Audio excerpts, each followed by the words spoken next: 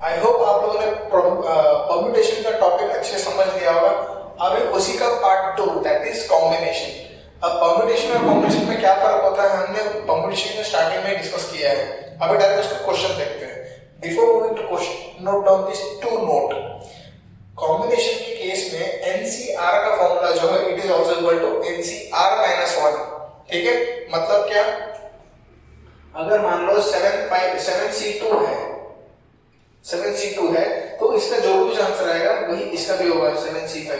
अब कैसे आएगा इस फॉर्मूले में डाल के आपको ट्राई कर सकते हो, अगर नहीं आएगा देखेंगे।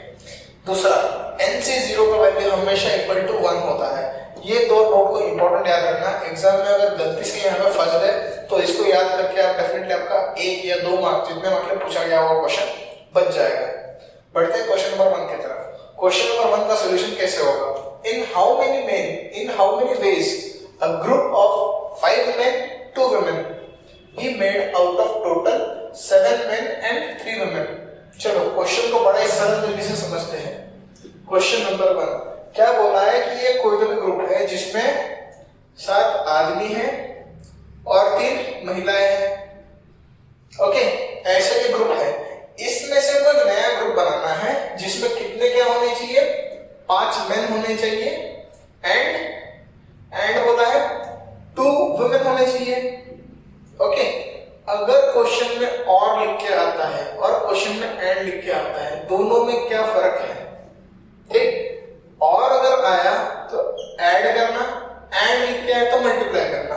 ये सिंपल से 2 रूल है कॉम्बिनेशन के जो कि वैलिड है प्रोबेबिलिटी में भी, तो इनको याद रखिएगा। ओके, अब देखो यहां पे हमको निकालना क्या है, इसका कॉम्बिनेशन कैसे हो सकता है? टोटल कितने हैं? 7। कितने चाहिए? 5। ये हो गया मेन का केस। 7 मेन में से 5 मेन होने चाहिए एक ग्रुप में एंड 3 वुमेन में से 2 होने चाहिए। ये रहा इस क्वेश्चन का आंसर। यही यहां पे हम लोग गलती कर पाते हैं। अगर ये हमारा सही हो गया तो आगे का कैलकुलेशन कुछ भी नहीं है। एक बार फिर से समझते हैं। क्वेश्चन में टोटल कितने मेन गिवन थे? 7 मेन गिवन थे और 3 वुमेन गिवन थे। बोला गया था कि 5 मेन और 2 वुमेन को कैसे अरेंज कर सकते हैं, तो इन 7 में से 5 पिक कर लो और इन 3 वुमेन में से 2 पिकअप कर लो, इनका फिर अरेंजमेंट करो, दैट्स इट।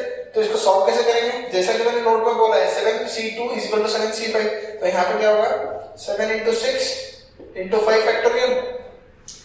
कन्वेंशनल तरीके से 7 - 5 फैक्टोरियल इनटू कितना आएगा? 7C5 तो 5 फैक्टोरियल। 7 - 5 is 2 factorial. तो देखो 7 × 6 × 5 factorial divided by 2 factorial into 5 factorial. 5 कटा तो देखो 7C2 का आंसर यही होगा। पर ये कंप्लीट नहीं है। इनटू में क्या आएगा?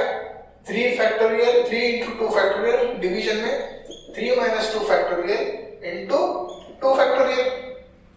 2 फैक्टोरियल कट गया तो आंसर कितना आया? 3 / 1 फैक्टोरियल। तो इसका सिंप्लीफिकेशन आप कर सकते हो। ये है इस क्वेश्चन का आंसर। बढ़ते क्वेश्चन नंबर 2 की तरफ।